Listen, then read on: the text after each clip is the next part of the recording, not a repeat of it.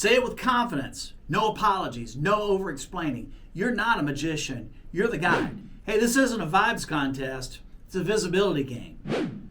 And where there's smoke, then you've got a chance to light a fire. And that's what it looked like anytime something asks more of you than you feel like giving.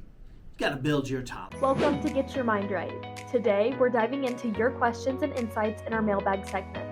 Thanks to everyone who wrote in. Let's open up the mailbag. Good morning. John Johnson here, and welcome to Get Your Mind Right Mailbag Edition. Today, we're talking about what to say when a prospect hits you with the "can you guarantee results?" Whether those industry events that you get invited to are worth the hype, and how to blend prospecting with social media without becoming that guy. And the backstory. Well, I'm pulling the curtain back on my family's caffeine obsession because buried in all those coffee cups is a lesson about stamina, pace, and how to expand your mental capacity when the pressure piles up. Now, trust me, you're going to want to hear that one. But first, let's talk about what's on deck for today's mailbag. First, I have Kylie from Evansville, and she's wanting to know, is events really worth attending, or are they just another time suck? Bree wants to know about people asking her to guarantee results. How does she answer that? And then finally, we've got Patrick Hansen. And Patrick's wanting to know if there's a right way to use social media as part of your prospecting strategy. Let's dig in. First off, Kylie Rathgaber from Evansville, Indiana. And Kylie writes, John, these events I get invited to, are they actually worth attending, or are they just another time suck? Well, Kylie, I love this question. And obviously, I can hear the skepticism in your voice here, because you and I both know there is no shortage of events, summits, expos, masterminds, intensive, and they're designed one thing, to separate you from your money and your time. But all that being said, all events, they're not created equal. Here's how you figure out how it's worth it, or whether you're just signing up for another lukewarm coffee networking circus. First thing I want you to do, Kylie, is to define your return on investment before you go. Now, going there to quote unquote learn stuff, that is not ROI. That's vague, and vague doesn't pay. Can't get my arms wrapped around that one.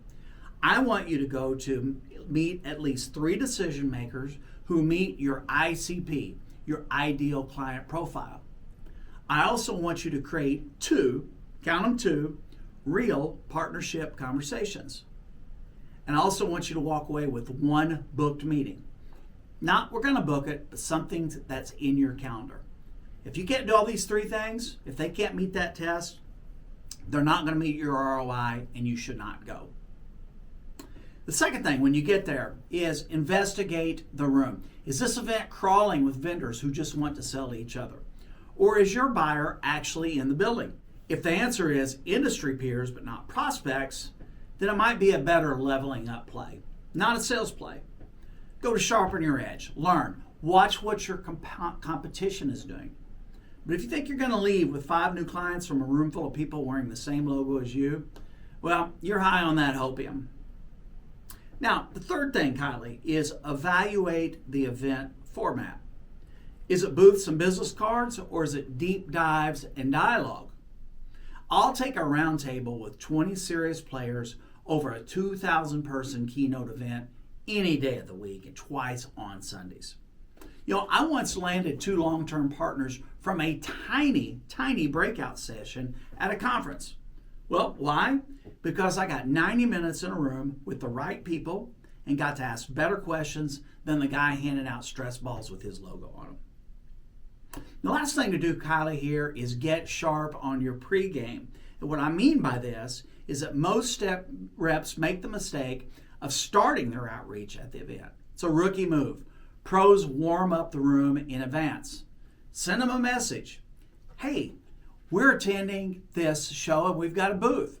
Would love to connect briefly while we're both there. Are you grabbing lunch or coffee on day 2? Now, if you can line up 3 to 5 pre-intros, you're not walking in cold.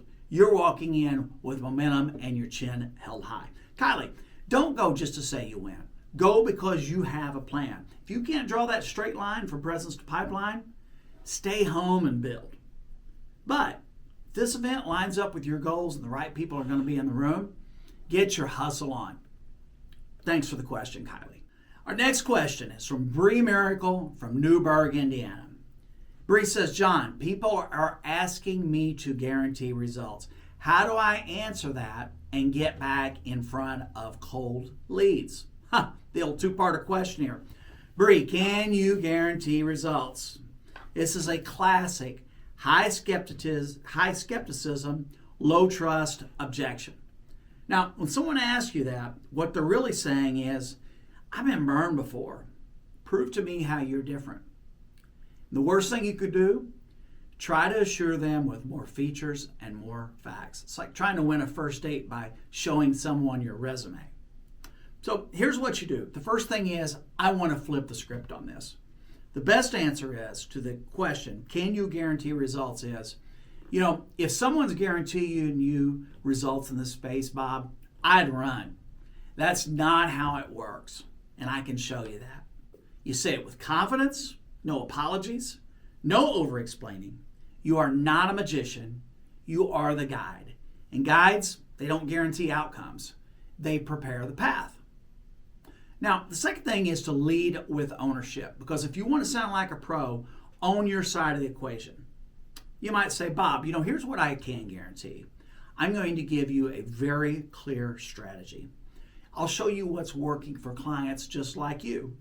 And if you follow it, you're going to be putting yourself in the best possible position to win. But Bob, this isn't autopilot. You got to be all in on it. That, Bree, is full throttle energy. And the right clients, they're going to respect that. Now, Bree, you had two parts to your question today. And the second one was about re-engaging old leads who told you they're not interested. Well, first of all, you don't grovel. You don't follow up asking if they're ready now. Okay, you lead and you reheat with value. Send them a personal loom or voice memo, something like, hey, Sam, we connected a few months ago. At that time, timing wasn't right. Now, since then, I've seen a few things in your space I think are worth revisiting. Now, if this still isn't a priority, no problem. But if you're re-looking at this challenge, I've got 3 new angles I think you'll want to hear. Bree, I also want you to give them a specific reason you're following up now. It could be a number of things.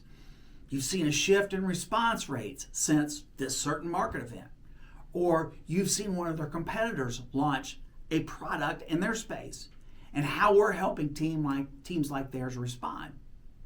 And the last thing is, Bree, is detach from the outcome, because what you're not doing here is you're not chasing. You are leading, and you're leading with value. Stand on your business, Bree. Bree, people do not expect guarantees. They really don't. What they want is clarity, confidence, and a game plan. Show them all 3, and you'll earn trust a guarantee never could. Thanks for sending this one in, Bree. This is a great question. Today's last question is from Patrick Hansen of Fredericksburg, Virginia. And Patrick writes, John, is there a right way to use social media as part of your prospecting strategy? Well, Patrick, I'm happy to tell you that yes, there is a right way. And there's also, some number between 10,000 and 10 million wrong ways to handle it. So let's start with what not to do. Don't blast just jumped off a great call update on your LinkedIn profile. That offers 0 value and tells no one anything. Also, don't pitch in the DMs after a single like to one of your posts. And don't show up with a LinkedIn post that looks like a high school yearbook quote. Now, Patrick, this is not a vibes contest. It's a visibility game, and it has to point back to revenue. So here's how you play it right. First, use social media to warm up your prospecting, not to replace them. These two things act together. Social is not the sale. It is merely the signal. Think of it as like warming up the room before you walk in. Now, before you call on a prospect, go engage. Like a couple of their recent posts. Drop one thoughtful, non-salesy comment. Share a post of theirs with a short take of your own on that post. Now, when you do call them, you might start off with something like, hey, Bob, I saw your post. Great take. It actually reminded me of something I wanted to run by you. Patrick, this is your classic vibe check. You've shown up on the radar before you ask for the time. Now, the next thing to do here, Patrick, is use your content like bait, not like a brag sheet. You're not posting to get applause. You're posting to open doors, which means your content should speak to your prospect, not at your peers. Post things like 3 signs your payment processor is costing you customers. How one local shop increased profit 11% without raising prices. Or the one phrase that shuts down 90% of pricing objections, and here's how you avoid it. Message your target accounts and say, hey, I posted this for small business owners who are thinking about this issue. Thought it might be relevant for you too. Curious to see what you think. Now, this is content that is going to spark a conversation. It's not content that brags about a commission check or what you've got going on. Step 3, track your lurkers. Patrick, if someone's viewing your stories, they're watching your videos, they're clicking your stuff, but they haven't engaged, well, that's smoke. And my experience is where there's smoke, there's a chance to light a fire. Use your social media to attract attention and convert that attention into motion. But never forget, your social media, it's just an appetizer. The phone call is the main entree. Patrick, I always appreciate you writing in. And now, for the backstory. Welcome to the backstory, where I take a step back before we move forward. Each week, I share moments that shape me, whether it's my time as a sales rep, my journey as a dad, experiences I had, stories I've learned, or the curiosity that's followed me since childhood. Because every lesson learned today, well, there's usually a story worth telling behind it. Let's get into it. Today's backstory is the Caffeine Bloodline Edition, which is built for the long haul. Now, I want to let you good listeners know something about where I came from. We Johnsons, we're coffee people. Now, we're not the cute kind, not the latte with a swirl crowd, not the kind of guy that's in front of you at Starbucks and has got 20 rejoinders before his coffee order. No, not us. And me particularly, I come from a long line of hardcore coffee drinkers. I'm talking industrial strength. No excuses, no frills, no creamers. Just caffeine, heat, and velocity, baby. Now, my sister, she gave in early to temptation. Now, this wasn't from addiction, but strictly from temptation and environment. You know, she was sipping coffee before she could even spell caffeine. Now, me, I held off for a while. Got my first taste probably around grade school or middle school. Hated it.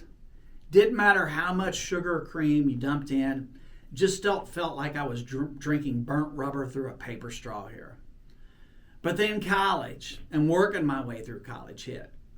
Papers, homework, tests, classes, jobs, fraternity, all gas, no brakes. And there I was, gas tank on E, groggy, foggy, and in need of a little legalized adrenaline. Enter my newfound friend, coffee. At first, I did what rookies do. I doctored it. Heavy on the cream, heavier on the sugar. It was basically a melted milkshake with a hint of regret. I didn't know it at the time, but I got lucky. A really good friend of mine's dad gave me the best unsolicited advice I'd ever received because he was observing me making my morning melted down milkshake. Looked at me, shook his head. He said, JJ, that is not going to work for you long term. That sugar, it slows you down. The cream, that slows you down.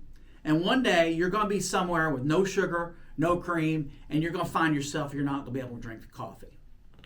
Start now, go black, give it a week, tough it out. You'll never go back to what you had before. Well, what he said somehow resonated with me, and I gave it a week. And guess what? He was right. By the time I graduated from college, I'm here to tell you I was running on jet fuel. Black coffee, no frills, full throttle. And when I hit the workforce, my coffee consumption among my workmates became legendary. Co-workers would stop and stare. You drink that much? You don't even flinch? Dude, you are a coffee drinking machine. I'd always just smile and say and give them some version of this talk track. You think I'm a machine? You haven't seen anything. You want to meet a real coffee drinker? Go find my dad. Because for my dad, coffee wasn't just a drink, it was a lifestyle. Early in the morning, coffee. Late night, coffee. Midsummer, mowing the lawn in 95-degree weather. Shirt soaked with sweat, sun blazing, you need a little break, need something refreshing. You guessed it, coffee. Dad didn't cool down with water. He heated up with another steaming cup like it was a performance enhancer. In Dad's circle, he was a legend. For his 60th birthday, we put together a slideshow of his life. Photos from his childhood to present. At least half of them, he is holding a cup of coffee. And the very best one, he's in the yard with his eldest grandson, kite string in one hand, coffee cup in the other, running, laughing, not spilling a drop out of the coffee. We're talking balance and focus. One you might call a top professional. Now, you might think, based on what I've told you here, that my dad was the pinnacle of Java consumption.